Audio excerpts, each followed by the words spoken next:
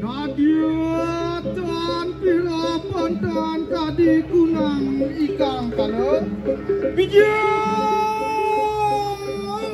sanyang sunyantro tadi gelap tum rasa tum repeng randu praja mandala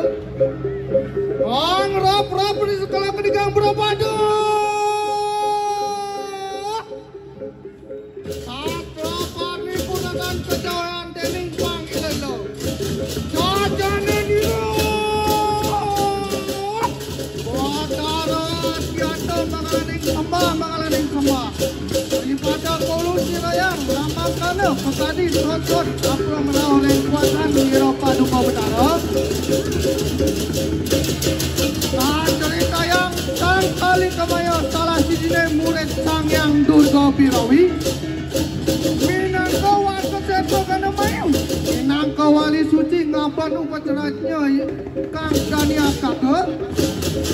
menawi wenten tiang ikan ninakan perkawis ikan boten jumlah kayang karma utawi suadanipun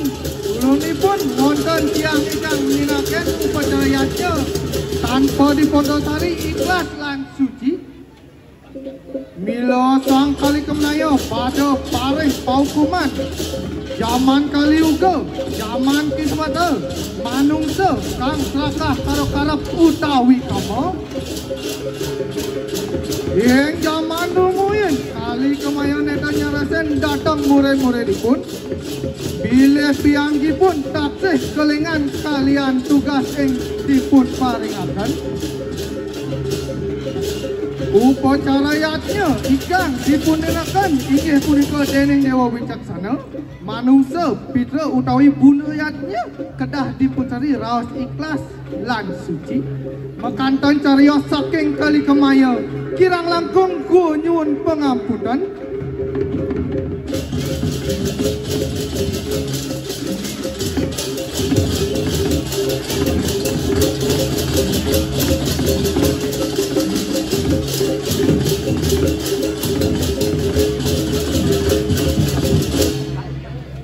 oh Mas